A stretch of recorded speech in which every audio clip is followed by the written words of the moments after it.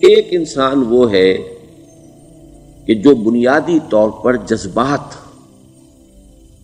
جذبات سے فیصلہ کرتا ہے. آپ اس کے جذبات کو اپیل کر لیجئے، وہ آپ کی بات مان لے گا. ایک آدمی وہ ہے کہ جو پہلے بات کو سمجھنا چاہتا ہے کہ میری عقل بھی اس بات کو تسلیم کرتی ہے کہ نہیں. بس یہ ڈسٹنکشن ہے. جو شخص چاہتا ہے کہ پہلے سمجھوں پھر مانوں، وہ انٹلیکچوئل ہے، چاہے ان پڑھ ہو.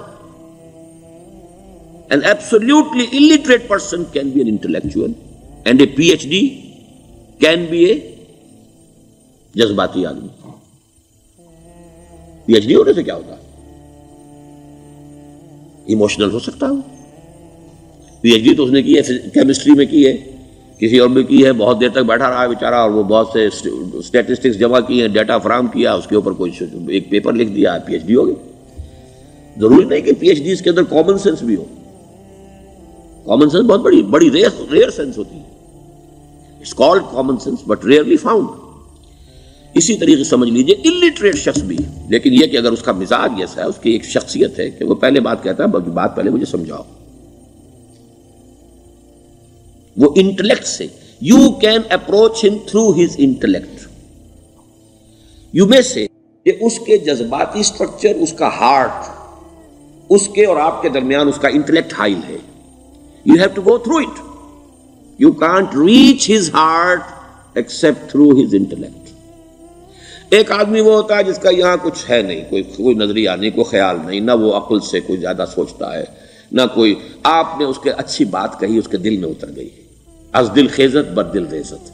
خلوص کے ساتھ آپ نے ایک بات کہی، بات اچھی تھی، اس کی فطرت نیک تھی، اس نیک فطرت بات جا کے اپیل کر گئی and he starts going with you. میں نے تبلیغی جماعت کا اور ان تحریکوں کا جہاں تقابل کیا ہے کہ تبلیغی جماعت کی جو اپیل ہے ایموشنل ہے، انٹلیکچوئل نہیں ہے. وہ ایموشنلی اپروچ کرتے ہیں اور جو ایموشنل پیپل ہیں وہ فوراً ریسپونڈ کرتے ہیں، پھر انہیں وہاں سے وہ اچک لیتے ہیں. نکلو اب اس ماحول سے، 3 دن کے لیے آؤ، 40 دن کے لیے آؤ، 4 مہینے کے لیے آؤ، جو بھی آؤ، 3 چلے لگاؤ، تاکہ ایک نئے ماحول میں لا کر ان کی جو ہے وہ ایک خاص قسم کی وہ ذہنی اور ان کی ایک مزاج کی ساخت بنا دی جائے. تو یہ ان کا طریقہ بہت صحیح ہے. It's very perfect. ان کی میتھڈالوجی میں کوئی لوپ ہول نہیں ہے، یہ میں آپ کو بتا دیتا ہوں. اس لیے کہ آج اس کے شخص کے دل میں ایک اچھا جذبہ ابھرا ہے اور وہ کل ہو سکتا ہے نہ رہے. یو کیش اٹ، ابھی کیش لو، ان سے نقد لو، نکالو بھائی، وقت نکالو نقد.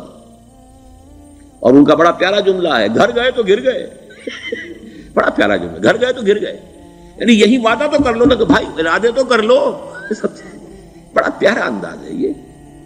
بھائی ارادے تو کر لو. وہ ارادہ کر لیا تو آپ ایک وعدے کی وجہ سے بند گئے. اب یہ کہ اچھا بھائی چلو نکلو. اب نکل گئے تو پھر تو ان کے قابو میں آئی گئے. اب آپ انہوں نے 24 گھنٹے وہ آپ کو جو ہے اس میں رکھنا ہے کہ وہ آپ اپنی ساری سوچ وہ سب کی سب جو ہے وہ سب جاتی رہے گی.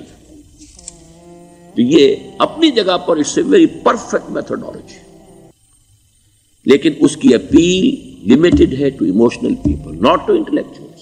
ہاں ان میں ہیں پروفیسرز ہیں، یہ ہیں ڈاکٹرز ہیں، لیکن وہ ضروری نہیں کہ انٹلیکچوئل پروفیشنل ہے. ان کا ایک اپنا ایک سمجھ ہے، اس میں کام کرتے ہیں.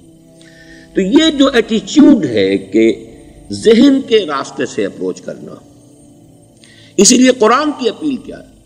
افلا تعقلون، افلا یعقلون، افلا تذکرون. ساری بات یہاں عقل سے کہا. ابھی میں نے جیسا کہ آپ کو بتایا، قرآن تو یہ کہتا ہے کہ بغیر یا تو عقل سے بات مانی جائے گی اور یا قرآن کی بات مانی جائے گی یا رسول کی بات مانی جائے گی. العلم علمان ولا تخف ما ليس لك به علم ان السمع والبصر والفؤاد كل اولئك كان عنه مسؤولا. کسی ایسی چیز کی پیروی نہ کرو جس کے لیے تمہارے پاس علم نہیں. علم 2 ہے، یا آپ کو اپنے حواس کے ذریعے سے علم حاصل ہوا ہے، عقل سے حاصل ہوا ہے، اور یا پھر یہ کہ وہی سے حاصل. تو یہ ہے اصل میں کسی بھی انقلابی تحریک کے لیے جو پہلا نیوکلیس بنتا ہے وہ انٹلیکچوئلز کا ہوتا ہے. پھر یہ کہ وہ چیز جو ہے عام لوگوں کے اندر بھی نیچے اترتی ہے. اس کے بعد جو فائنل سٹیج ہوتی ہے اس میں تو آپ کو عوام کو موٹیویٹ کرنا پڑے گا. اب وہ وہاں انٹلیکچوئل اپیل نہیں چلے گی، وہاں پھر ایموشنل اپیل چلے گی. لیکن وہ کب چلے گی؟ جبکہ ایک مضبوط جماعت ایسی پیدا ہو چکی ہو کہ جو سمجھ کر آئی ہو، علی وجہ البصیرت مان رہی ہو چل رہی ہو اپنی دونوں آنکھیں کھول کر چل رہی ہو، پھر ڈسپلنڈ ہو، پھر جو کچھ کہہ رہی ہے وہ کر بھی رہی ہو، ایسی مضبوط جماعت ہوگی تو ایک عوامی جو ہے کوئی تحریک اٹھا کر اسے کنٹرول کر سکتی ہے، اسے ایک ڈائریکشن کے اندر رکھ سکتی ہے، ورنہ عوامی تحریک کو کوئی کر سکتا ہے؟ عوامی تحریک خود بخود بھی دائیں بائیں کسی طرف بڑھ جائے گی، جوش اور جذبات کے اندر، تو پھر انسان جو ہے وہ پھر ادھر سے ادھر نکل جاتا ہے، پھر وہ حد اعتدال پر نہیں رہتا۔ اس کو کنٹرول کرنے کے لیے جیسے ریڑھ کی ہڈی ہے انسان کے جسم میں، وہ جب تک کھڑی ہے میرا پورا پوسچر کھڑا ہے، اگر اس میں سے کوئی ایک من کا بیٹھ گیا تو کوب نکل آئے گی انسان کی۔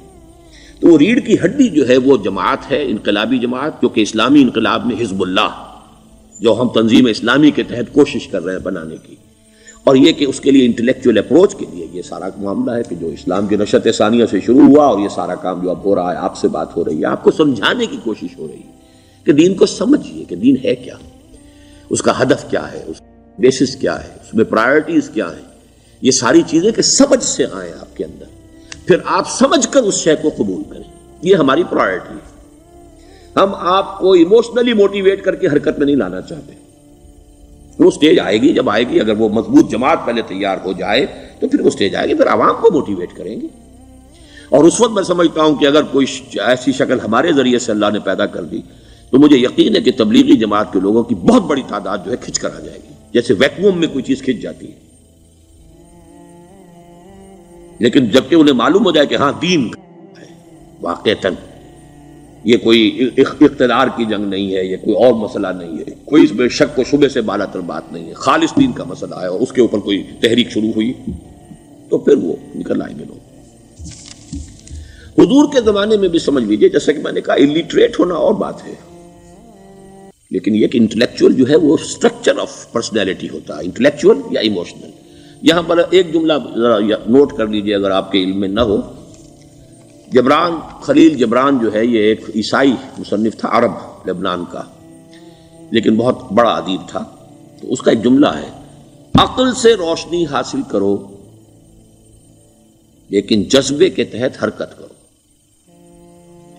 یعنی عقل سے روشنی حاصل کرو، جانا کدھر ہے، منزل کیا ہے، ہدف کیا ہے، یہ عقل سے طے کرو، یہ جذبات میں طے نہ کرو، یہ تو غلط ہو جائے گا، ڈائریکشن ہی غلط ہو جائے گی۔ لیکن جب طے کر لیا، عقل سے پہچان لیا، دس از دی آئیڈیل، دس از دی گول، یہ میرا مقصود ہے، اب عقل کو ذرا ایک طرف رکھ دو۔ اگر عقل کو رکھے رکھا یہ چلنے ہی نہیں دے گی، یہ کہے گی کہ ذرا سوچو تو صحیح، بیوی بچے ہیں، یہ ہے، گھر بار ہے، یہ عقل تو پھر یہ سکھائے گی۔ عقل کے معنی باندھنے کے ہیں، یہ معلوم ہے آپ کو؟ عقل کے معنی باندھنا۔ اقال جو یہ عرب لوگ اپنے سر کے اوپر یہ لگتے ہیں، اقال، یہ کیا تھا اصل میں؟ یہ عرب بدو جب ہوتا تھا، بدو وہ اپنے سر پر ایک رسی باندھ لیتا تھا کہ جہاں کہیں وہ اونٹ سے اترے گا وہ رسی اپنے سر پر سے کھولے گا اور اونٹ کا گھٹنا اس سے باندھ دے گا۔ ایک گھٹنا باندھ دیتا تھا تاکہ اب یہ اونٹ دوڑنے کے قابل نہیں رہا، 3 پاؤں سے اچک اچک کر، ادھر سے کوئی کیکر کا درخت ہے کچھ کھا لے گا، کہیں اور چلا جائے گا، دوڑ تو نہیں سکتا۔ اس رسی کو وہ اقال کہتے تھے۔ اب جب اس نے پھر چلنا ہے، سفر شروع کرنا ہے، وہ رسی اونٹ کے گھٹنے پر سے کھولی اور اپنے سر پر باندھ لی۔ یہ اقال تھا جو اب یہ سنہری اقال باندھے پھرتے ہیں بادشاہ لوگ۔ That is the basis of their اقال۔ اسی لیے حدیث آتی ہے کہ ایک بدو، ایک عرب باہر سے آئے، اونٹنی کو انہوں نے بغیر باندھے، وہ مسجد نبوی سے باہر حضور نے دیکھا کہ وہ اونٹنی کو انہوں نے باندھا نہیں اس کا گھٹنا، اور وہ چلے آئے۔ حضور نے پوچھا کہ تم نے اونٹنی کا گھٹنا کیوں نہیں باندھا؟ انہوں نے عرض کیا کہ میں نے اللہ پر توکل کیا۔ تو حضور نے فرمایا یہ غلط ہے، اعقلھا ثم توکل، پہلے اس کو باندھ دو پھر توکل کرو۔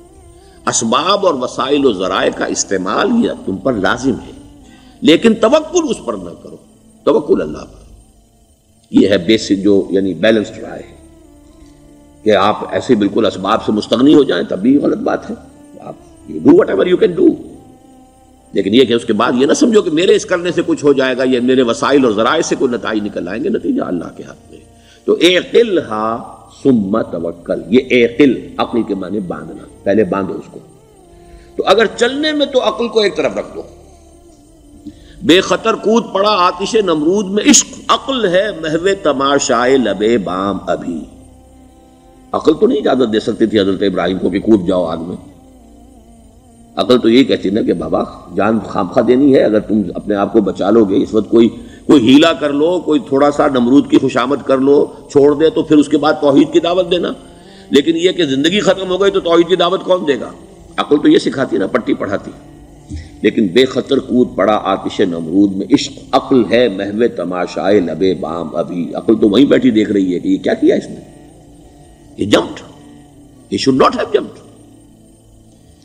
تو عقل سے روشنی حاصل کرو. ڈائریکشن کیا ہے، گول کیا ہے، جانا کیا ہے، یہ طے کرو عقل سے. اس میں جذبات کو دخل نہ آنے دو، اور جب چلنا ہے تو اب عقل کو طے کر کے رکھ دو اور اب جذبے کے تحت حرکت کرو. بہت عمدہ جملہ ہے.